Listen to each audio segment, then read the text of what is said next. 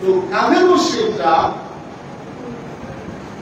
তারা গঠিত বস্ত্র আল্লাহ রসুলকে জীবিত অথবা মৃত্যু ধরে আনার জন্য, এবং এত মন স্বর্ণ তাদেরকে উপহার দেওয়া হবে, 100 লাখ উট উপহার দেওয়া হবে, এভাবে ঘোষণা দেওয়া হবে। ওই বইটার মধ্যে সুরাকা বিন মালিক, সুরাকা বিন মালিক নামে একজন খ্রিস্টান ছিল। সে ছিল খ্রিস্টান, ইহুদি নয়। সে কথা শুনতে পেরে রুপে পড়ে, ওই যে রুপে পুরস্কার দেওয়া হবে, রুপে পড়ে তার সেবিকার মাধ্যমে খবর পেয়েছে রসুল দিকে যাচ্ছে, সেই পথে গেল। রসুলকে ধরার জন্য যখন কাছে গেল, সেখানে আল্লাহর কি কুদরত, তার ঘোড়ার 4টি পা মাটির ভিতরে ডুবে গিয়েছে। সবাই বলছে আল্লাহ রসুল উঠতে তারপরে পিছনের দিকে তাকিয়ে বললেন, হে সুরাকা, তুমি কি জন্য এসেছো? সে বলতে চায়, ও তো মুসলমান না, সে খ্রিস্টান। সে বলছে, হে মোহাম্মদ, আগে আমাকে কি করো, উদ্ধার করো। আমার ঘোড়ার পা মাটির ভিতরে ডুবে গেছে, পাথরের ভিতর। আল্লাহ চাইলে পারে। ঠিক আছে, আল্লাহ রসুল অনুমতি দিলেন, উদ্ধার করো। আমার লোকে করবো, আমারও এই ঘটনা ঘটে। তারপরে 2বার তওবা করবো।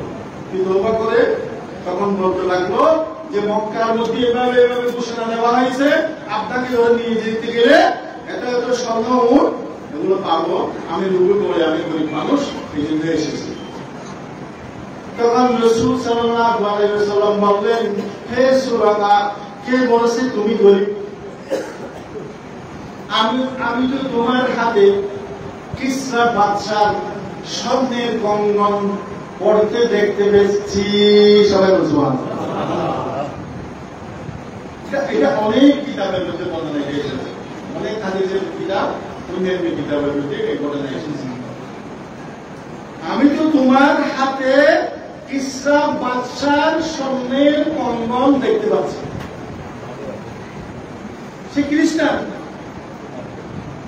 রসুল বলতেছেন কি আজীব কাহিনী, কথা মিলতেছে না।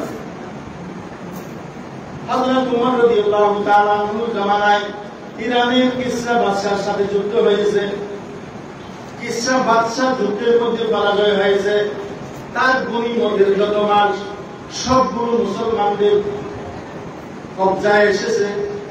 সমস্ত স্বর্ণ অলংকার রূপা যা কিছু হযরত ওমর আমিরুল মুমিনিন সমস্ত দুনিয়ার ইসলামী দুনিয়ার প্রধান শাসনকর্তা, তার সামনে পেশ করা হলো। হযরত ওমর রাদিয়াল্লাহু তাআলা আনহু এইভাবে নাড়াচাড়া করে একটা একটা দেখতে লাগলেন। সাহাবায়ে কেরাম উপস্থিত যারা ছিলেন তারা বললেন, ইয়া আমিরুল মুমিনিন, আপনি কি চাচ্ছেন? তিনি বললেন, কিসরা বাদশার স্বর্ণের কঙ্গন এখানে আসলো কিনা আমি দেখতে যাচ্ছি। সাহাবায়ে কেরাম তালাশ করে হযরত ওমর রাদিয়াল্লাহু তাআলা আনহুর হাতে দিলেন। হযরত ওমর রাদিয়াল্লাহু তাআলা আনহুর হাতে দিয়ে, হে সুরাকা বিন মালিক, তুমি আমার কাছে আসো। ডাকলেন, আসলো। হযরত ওমর নিজের হাতে সুরাকা বিন মালিকের হাতের ওই কিসরা বাদশার স্বর্ণের এরকম কঙ্গন আমি যেভাবে হাতে দিয়েছি, এইভাবে স্বর্ণের কঙ্গন তার হাতের মধ্যে পড়িয়ে দিলেন। সবাই বলেন সুবহানাল্লাহ। আমি এতক্ষণ বললাম স্বর্ণ রসুল বলেছেন পুরুষের জন্য হারাম। হযরত ওমর রাদিয়াল্লাহু তাআলা আনহু কিসরা বাদশাকে কিভাবে পড়িয়ে দিচ্ছেন স্বর্ণ? কিসরা বাদশার স্বর্ণের কঙ্গন হযরত ওমর কি পড়িয়ে দিচ্ছেন?